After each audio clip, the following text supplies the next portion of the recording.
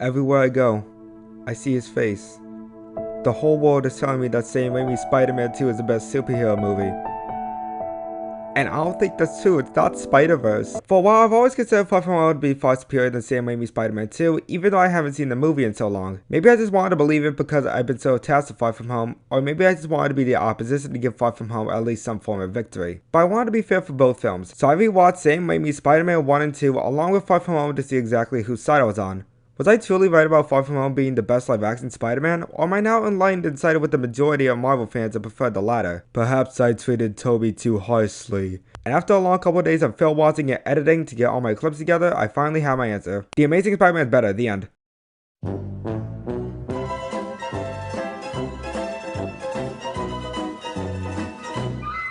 But seriously, before I give my final answer, I want to look back on both movies with y'all so you can understand my reason why I give you my answer. And keep in mind, I am basically going to the Sam Raimi trilogy blind. I haven't watched those movies in so long that I completely forgot how good they were. So I'm going to be as objective as I possibly can, seeing as how I'm not too nostalgic with the Sam Raimi trilogy. I'm your favorite vegetable cabbage boy, and let's get into the video.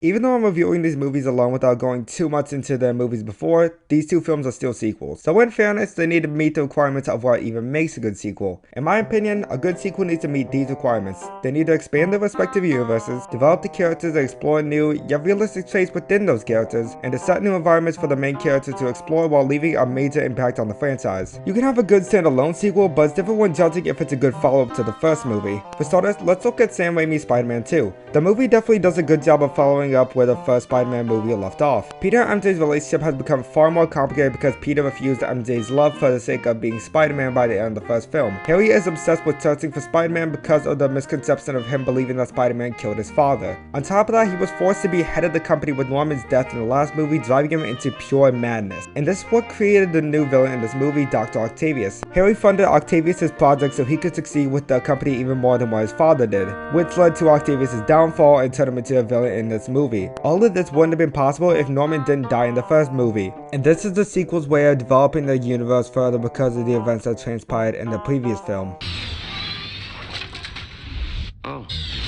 The sequel also does a great job at developing Peter and how the responsibility of being Spider-Man is something he needs to accept. After realizing that there will always be danger ahead of him in the first movie, he ends up having this identity crisis on whether or not he even wanted to be a hero in the first place. He had to balance him protecting the city with him having a life of his own, and he didn't know how to do that. He goes from strictly being a hero in the first movie to not knowing if that was the right choice for him to make. His journey throughout the sequel continues rather nicely from the first movie, and this movie has him explore throughout many more sites in New York that we never saw before, such as Oz's facility, the university he's attending, Pizza Time Pizza Place on a train. Overall, this movie does a perfect job at being a sequel to the very first Spider-Man, tying them together to a single entity, one unable to exist without the other. Far From Home, on the other hand, oh man. So fun fact about Far From Home, this movie came out directly after Avengers Endgame, far after Tom Holland's first movie, Spider-Man Homecoming. So how do you follow up on where Homecoming left off after this monumental event in MCU history? Simple.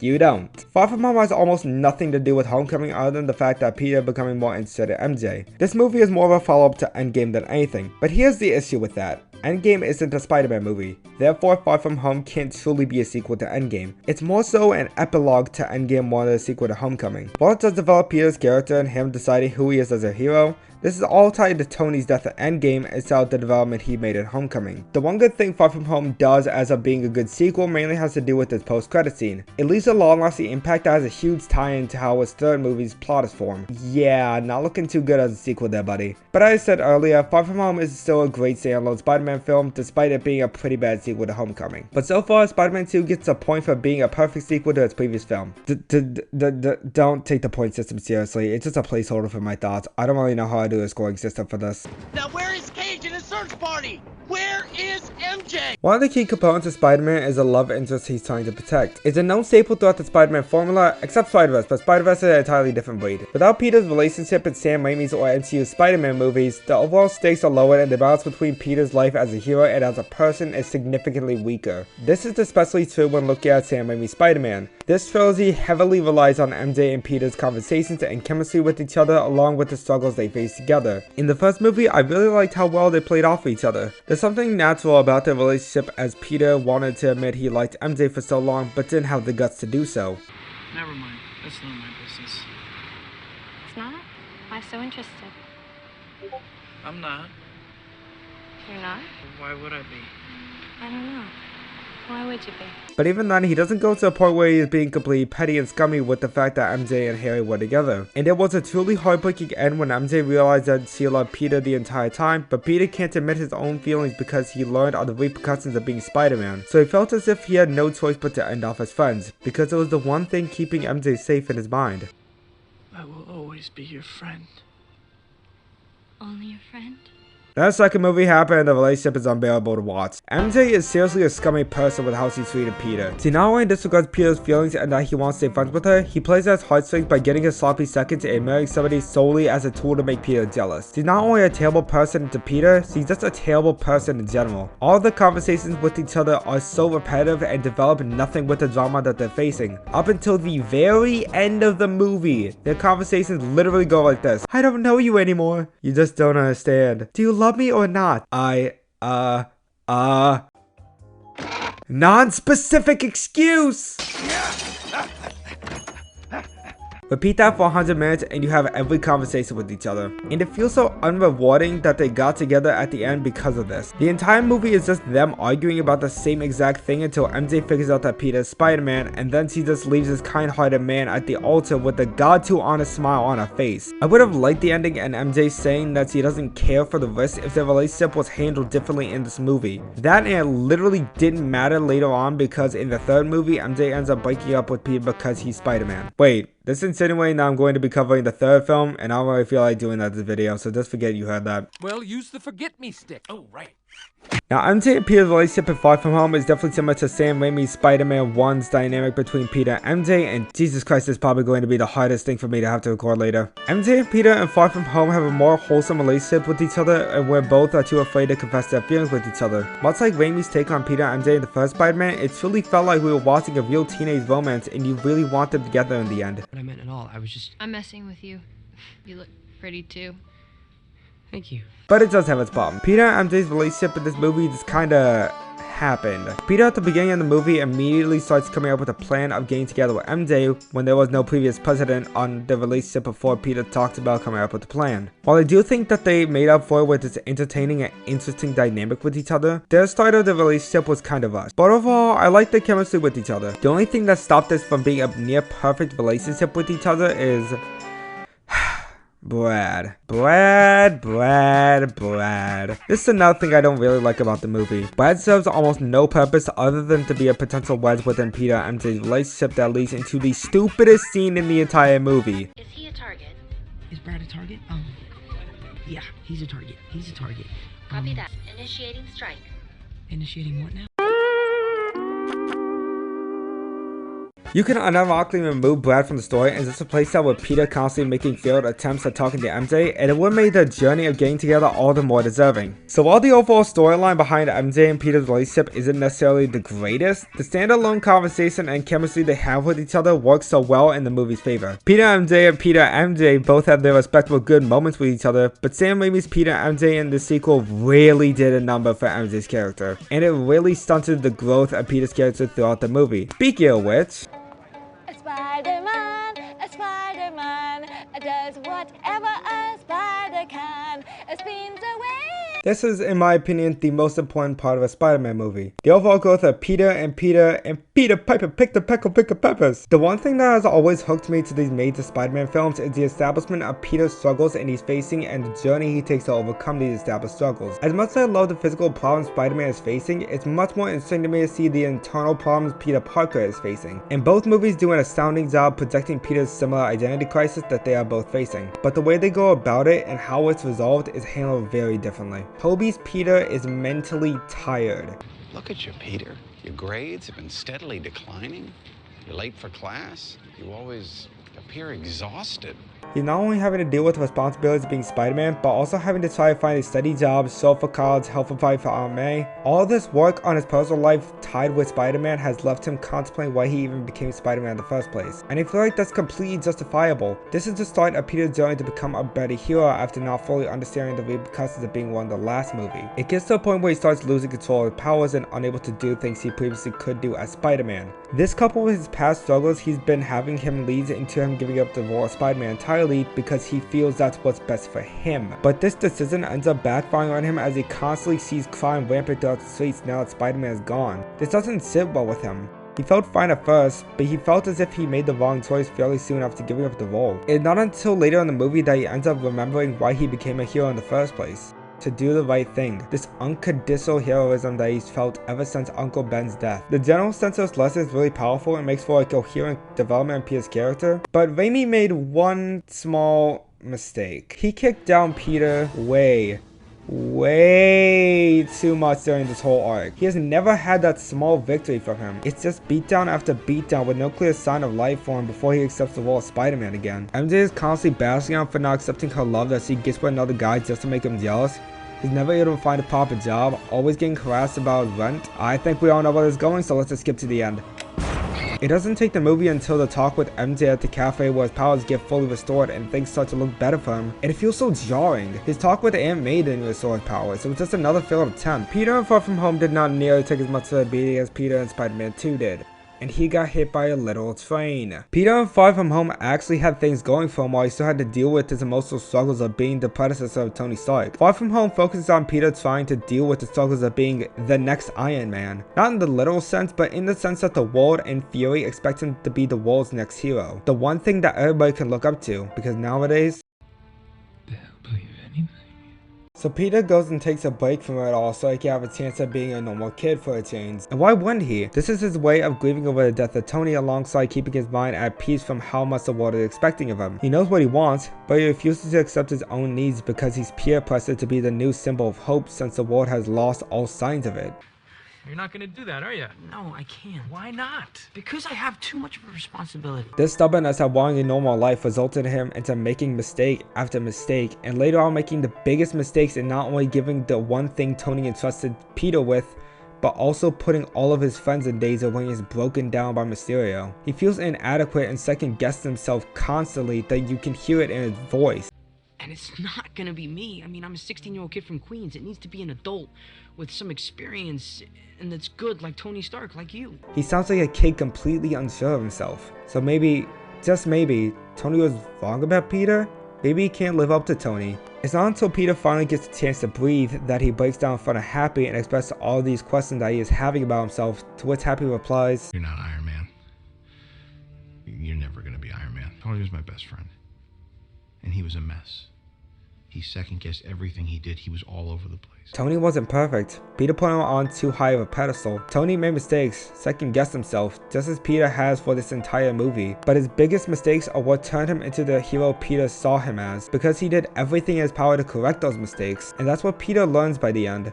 It's okay to make mistakes because in the end, he's still human. But what matters most is fixing those mistakes and righting the wrongs so the world could look up to him. Not just the wrongs of Peter, but the wrongs of Tony as well. The villain in Far From Home is a product of all of Tony's mistakes that he left for Peter to fix. Not purposefully, of course, but that's the sad truth of leaving behind a legacy. You leave behind all the good things you have done with the world, but you also leave behind all the messes you have made that somebody else unfortunately has to clean up. I get it.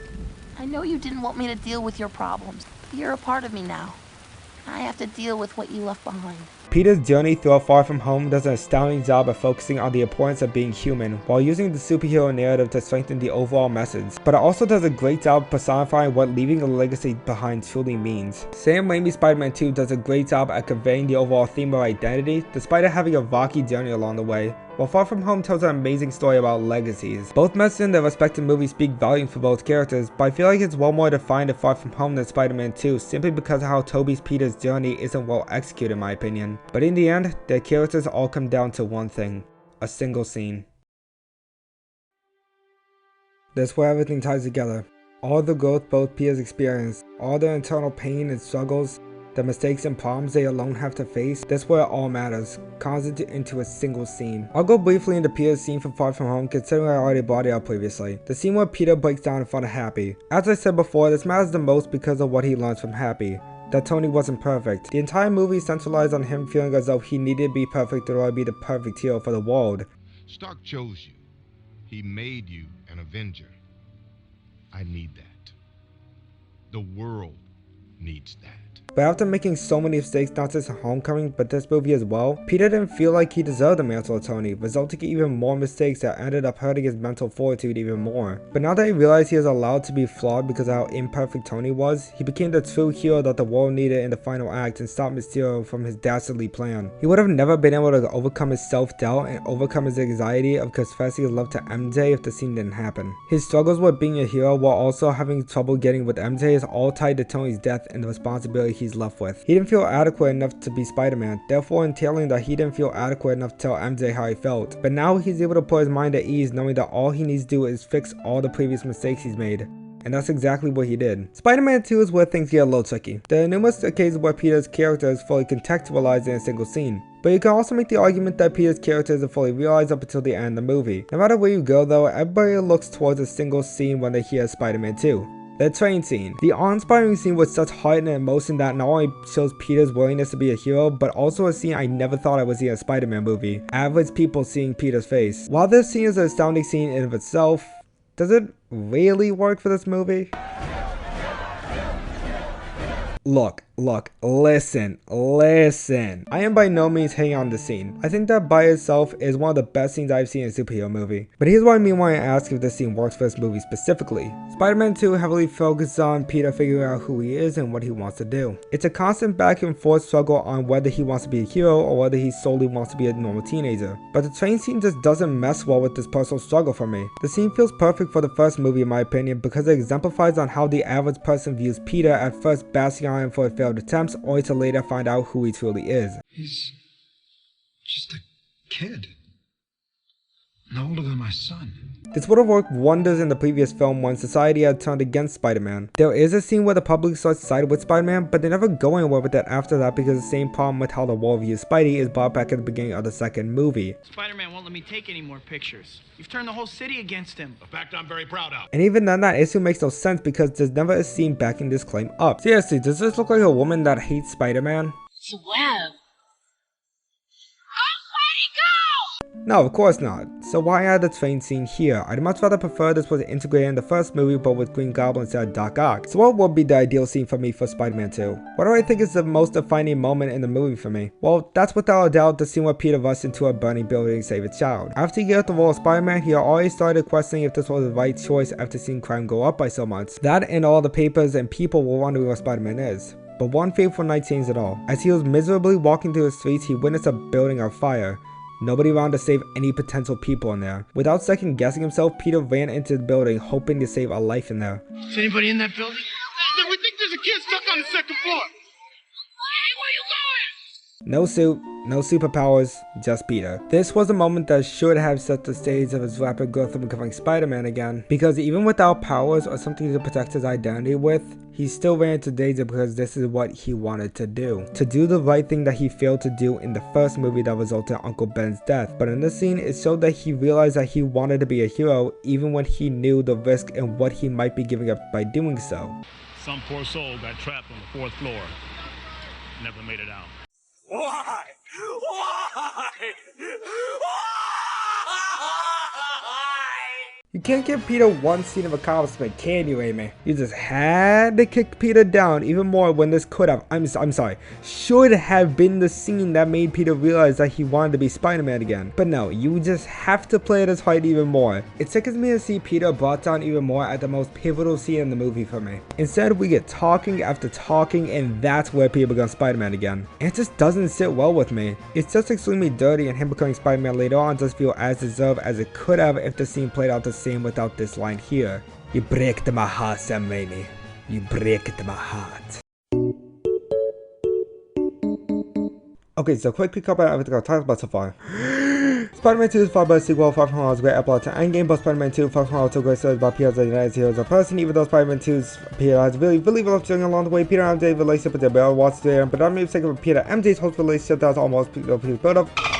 You, Brad. At the most pivotal scenes, Spider-Man 2 Far From Home do a great job of defining Peter's character in both movies, even though Sam Raimi couldn't help but kicking down Peter's sandcastle, even though we already have 2 best stuff. Okay. We all nice ready to move on? All caught up? No? Well, this video is long enough anyway, so let's keep going. The comedy in both movies is pretty good, I think.